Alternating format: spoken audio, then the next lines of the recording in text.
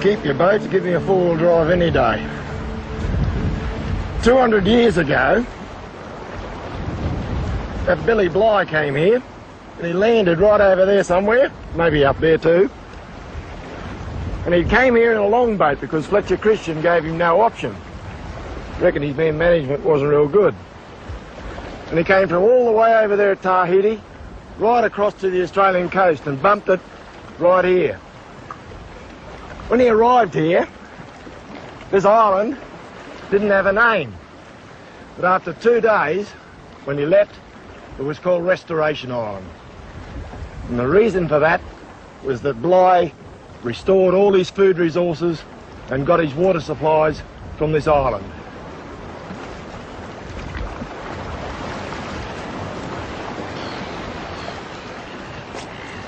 Bligh reached the island halfway up the east coast of Cape York Peninsula after surviving for 4 weeks in an open longboat with 18 men.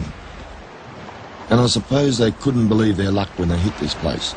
Native fruits, nuts, yams, as well as prolific bird life. An uninhabited island which turned out to be a supermarket. Things haven't changed much, even today. In fact, the black lip oysters were the very first things that Bligh and his men got stuck into. These are those black lip oysters. And they're pretty large and tough. But gee, they're worthwhile. There's just about a meal in every oyster. Look at this fella here. Bligh was pretty lucky that he landed here because the distribution of these oysters is pretty restricted. There you go. Whoop. Get another one. You can see that all the rocks around here have got these fellows on them. We've also got the old milky oysters over there, but these are the attractive ones because of their size. They're very high in iodine too. And gee, this one. I've opened some over the years and found a little bit of a pearl shell in some of them. I don't think I'll have that luck today, but the I was saying about that iodine. There's one there. Very high in iodine. And if you've got a bit of a foot rot, a bit of tinea, I guess the trick would be to put a whole bunch of these in your boots and walk around. Top stuff.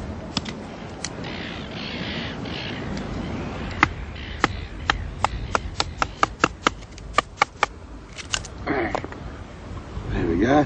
That's him there. Just cut him away. Who's that?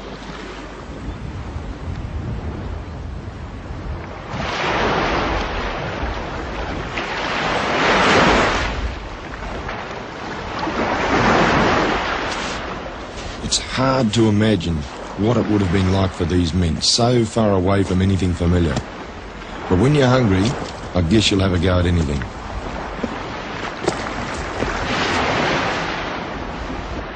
When you have a look at Bligh's diary and have a bit of a read through it, you can botanically key out some of the species that he ate while he was staying here on Restoration. One of them was this fella here. That's the Wongai plum. And it really comes from way up in the Torres Strait. Up there they've got a bit of a legend for it. They reckon once you eat it, you've always got to keep coming back. And of course that's what happened to Billy Bligh. He got back to England, they dressed him up as a governor and sent him back out to New South Wales. So I guess they might be right up the top end there. A few years later, maybe 60, a bloke called Kennedy, over there on the mainland just over that way, was having a whole bunch of trouble trying to survive.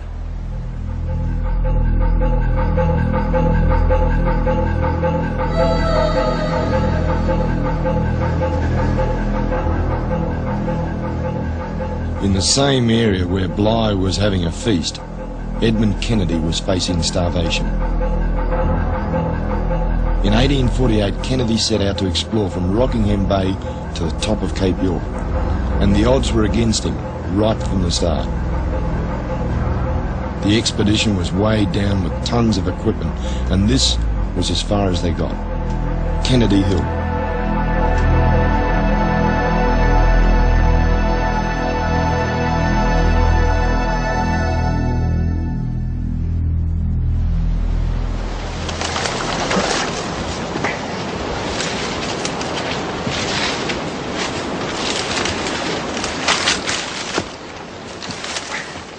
The going's hard enough here with just a pack on your back, but Kennedy had the works.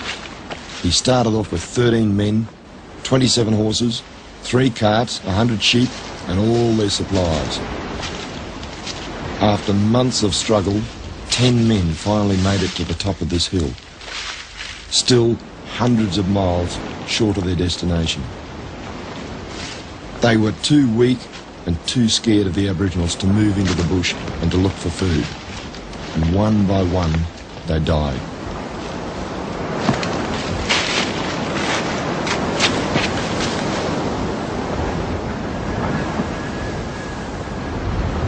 I look around here, up this way, that hill there, another one over there, and those hills are all named after people who died in this area on Kennedy's expedition.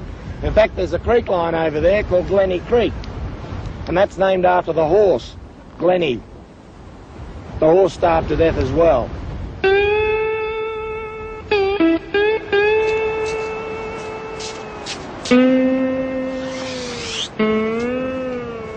This is how my work really started. I always wondered why Kennedy and his men perished, why they died with so much tucker around them.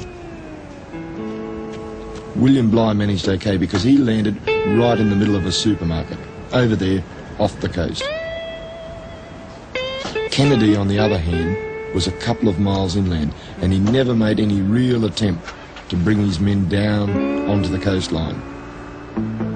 Well, it seems the main reason for that was his fear of the Aboriginals, and they were the very people who could have helped him the most.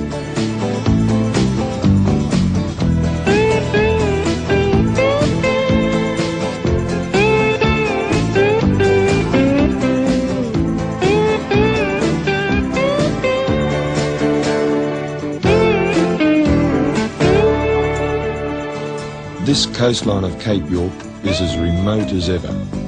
Even the Aboriginal people up here now live at a place called Lockhart River, a township with a general store. They don't live off the land, and their traditions are dying.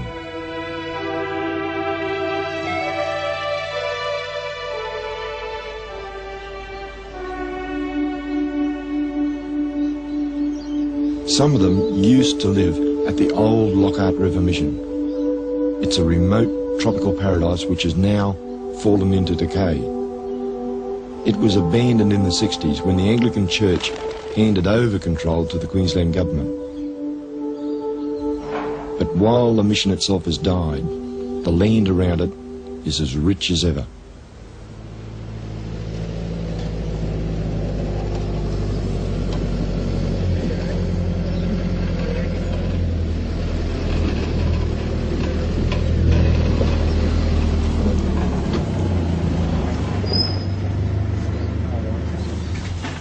You want to have a look around now? Yeah, come on. Hey, we've got half a mango tree up here now. Which house did you live in, Harvey? Right down another end there. Another end there? I live down here, but it's been pulled down now. Pulled down? Yeah. Righto. Today I'm returning with some of the former residents, people with memories of living off the land here. Yeah, you can use that head off mine if you want him. Righto. Hobie was brought up here and spent a lot of his life at the mission. Some of them were married here in the church, and for all these older people, coming back here is just like revisiting their childhood. Who's Lollywater?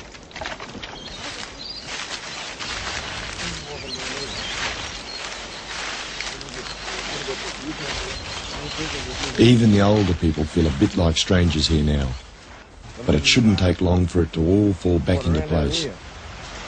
Just out here for the crayfish. Yeah. Oh, crayfish now. Yeah. More further. We might have to go other side. That's just, Yeah. I don't know what is tide, what to start going out or coming in. Oh, a little bit maybe. Might be going out still, eh? Might get him later on this afternoon. Yeah.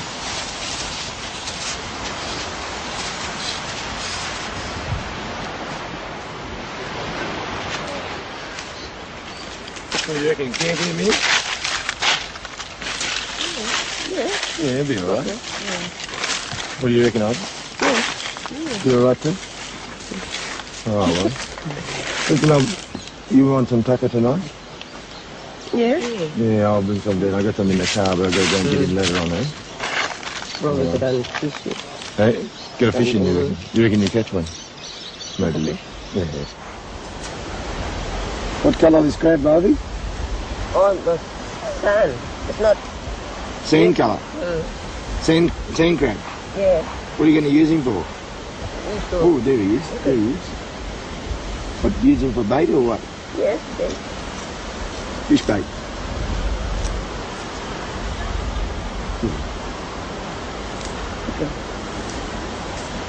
You bite you? You try to put your finger. I'm not going to put that. Oh, no, no. He's all right. Oh, no.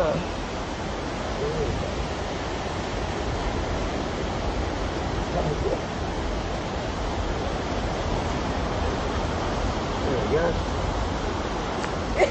He does bite too.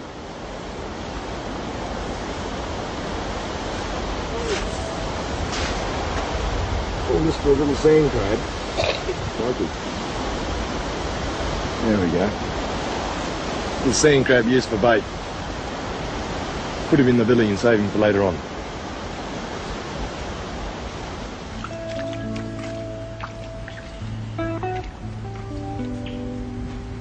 Getting much bush tucker around here? No, no, no, no. Not even that happy snail or that whelk? Few oysters. Not do much, eh?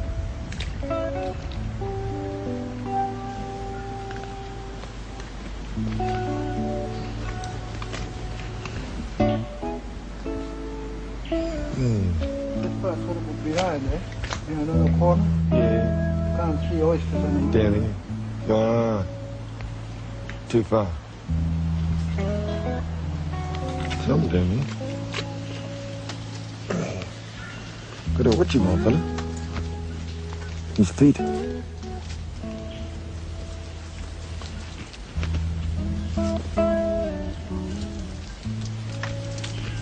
Reckon there might be crocodile here?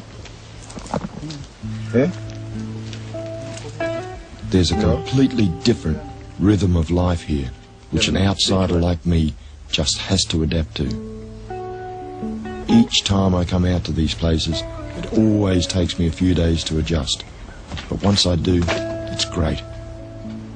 Just slowing down like this gives me time to really observe, because things aren't always what they seem.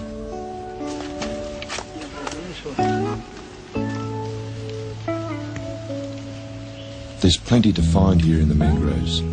Things like mud crabs and whelks. Things that the untrained eye would pass by.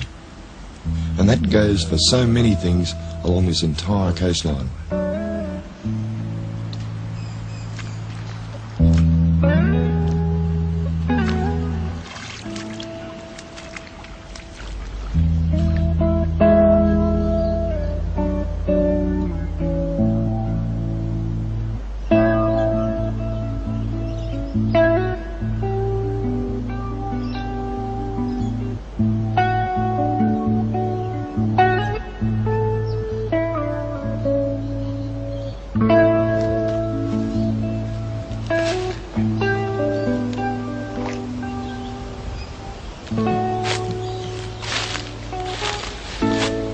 every now and again, when you're walking around the bush country, you can find something that not only Aboriginal people used, but also white people. And this is one of them. Aboriginals had about 4 different uses for these matchbox beans. White fellas only came up with about 1, I think. Just break them open. Oh, a little bit scungy, that one's had it. One of the main uses they had was to get these nuts, little brown ones, from outside of the pod here. And then they'd crack him open. Like that. And what they'd get is that white inside. And they'd mash that up, cook it and bake it over a long period of time, and then eat it. They also had some other uses from the same vine and the same pods. This is a bit of bark off the vine that we saw down there a minute ago. And if we fold that up, just a bit like this, round and round, and then give that a bit of a thump, watching the fingers, and then go and wash that in the water. Now this stuff here has got a chemical in it called saponin, and that saponin is related to soap, so that when you wash it in a bowl of water, you get a froth forming. And you can use it to stun fish. Oh, it's really lathering up well there. Stun fish and collect them and then eat them. Or you can wash it to scrub yourself down, just like you use soap.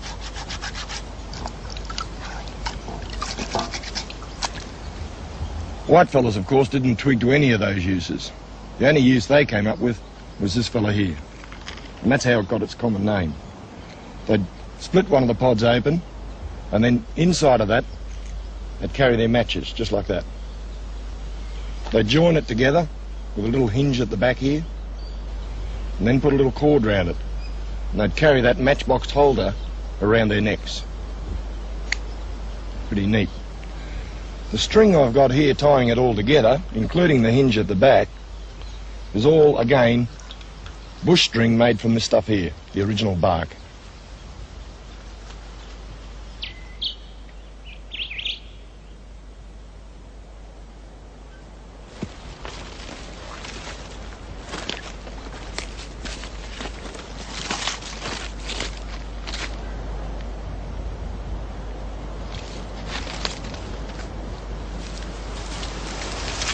This tree here has got more common names than it can handle. I think it's got the Indian almond, the Pacific almond, the tropical almond and the sea almond. Doesn't matter. Its true name's Terminalia catappa. And he's very, very common along the east coast of Cape York. But you don't look up in the tree if you want to get the almonds off him. What you've got to do is look down on the ground, because that's where they fall and that's where you'll find them. When you're looking for these almonds around the forest floor, you've got to be pretty quick about it, because if you're not, and you're a bit slow, the rats come in and eat out the whole thing. And what you end up with is something like that, just a husky bit of rubbish. So I'll look around here, there's a couple of good ones, that's a good one. A couple more. That one's no good. That one's okay. We'll just go and find ourselves a rock and crack that open. Watch your fingers when you're cracking these things, because there we go. It can be a little bit tough to get open. Ah, there's the almond in there, that little fawny coloured looking thing, just there. I'll just get him out, quite long. They've got a taste on them, exactly the same as the one you get out of the shop. And the nutritional value on these, I think it's about 2,400 kilojoules, which rates at about 3 times that of beef steak from an energy point of view. It's really good food.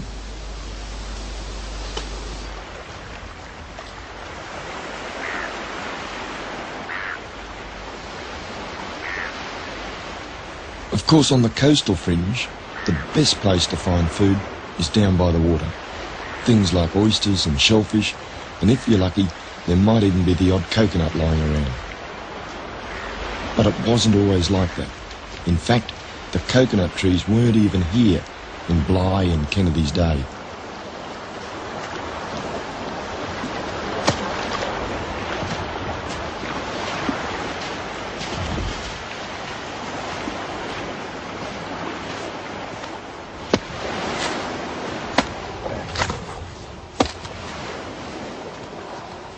These coconuts shouldn't really be opened this way because these are the green ones. And you don't normally open a green coconut like I'm doing this, but I just did it because it'll give you some idea of the structure of the nut. That's the outside husk, and there's the inside nut, and that's the part we're after. Of course, coconuts weren't always to be found along the coastline here. If we go back to old Bligh's diary, he says over there in Restoration that he looked along the coastline, but he could find no nuts anywhere. And there's a good reason for that. What used to happen was when the coconuts were washed ashore, possibly from New Guinea or the Solomons or wherever they came from, the Aboriginals would come down the beach, grab hold of the nuts and eat them straight away, long before they ever germinated up here along the coastline. These coconuts you see here were in fact planted by the missionaries who established the old Lockhart River Mission. I'll just get into this nut a bit more because get rid of that rubbish. That stuff too. I think I might chop this with a machete because there's a point inside here to be made, and it's the juice. The juice in this nut is in fact quite sterile. And over in the Solomons today, they're using that juice in there for straight intravenous drip. See if I can cut this nut because they're fairly, ooh, there we go, fairly tight. Butchered that. There we go. There's all the milk in it now. Machete. You can see the milk out there now.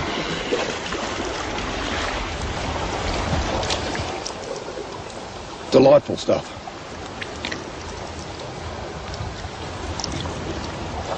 I reckon you could probably ferment it too.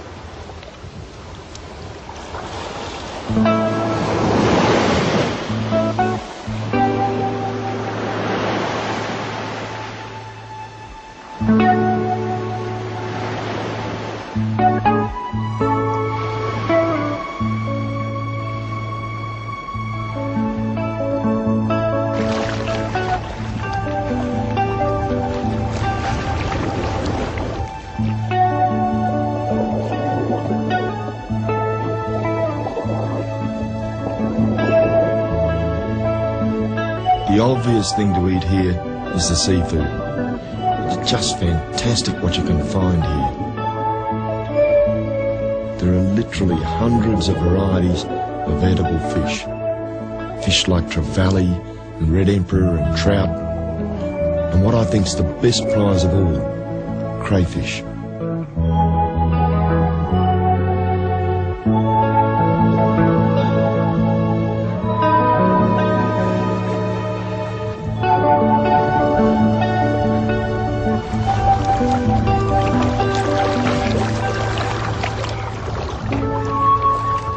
This fella here is the painted cray, and you can tell why he's got that name. He's kicking a bit at times.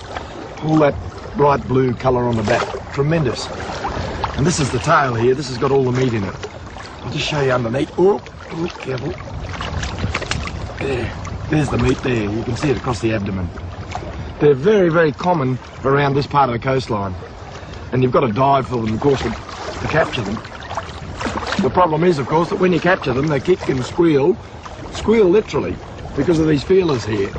And that squeal attracts the sharks. So I reckon I'll get out while I'm ahead and leave it at one.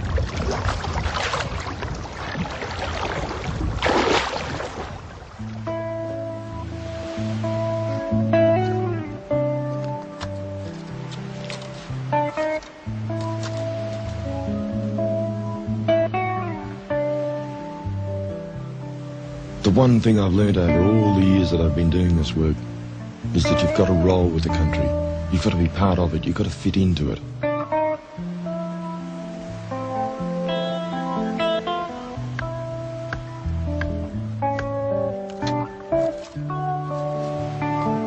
Early exploration in Australia was one of almost a military campaign.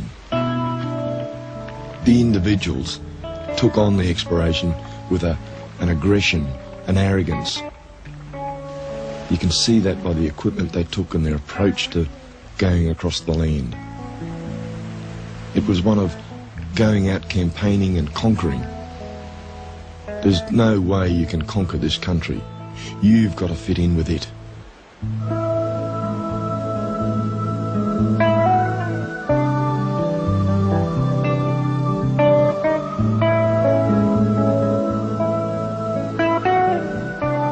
Aboriginal people have taught me these lessons, lessons which have stood me in good stead, lessons that I now appreciate and understand, and I can understand why they themselves operate the way they do.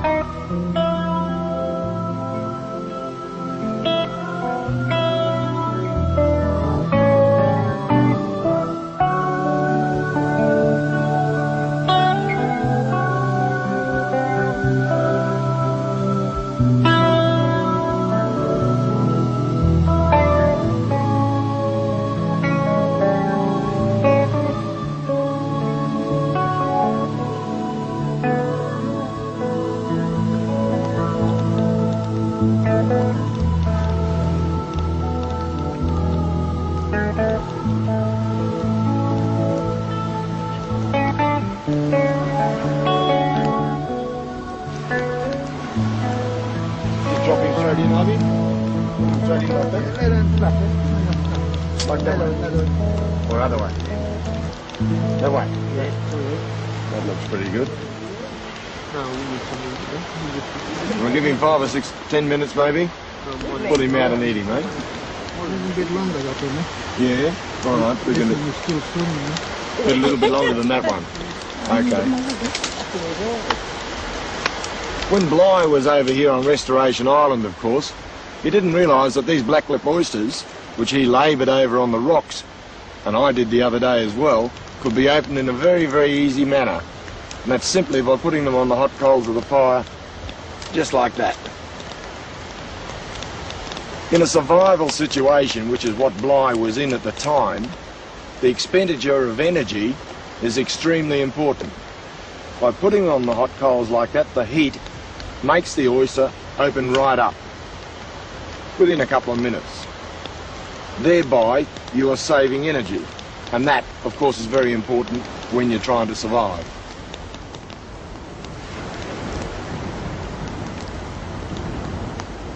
It's hard to imagine, just sitting here now, that that sort of thing could ever matter. But when you really are struggling to survive, that kind of knowledge could save your life.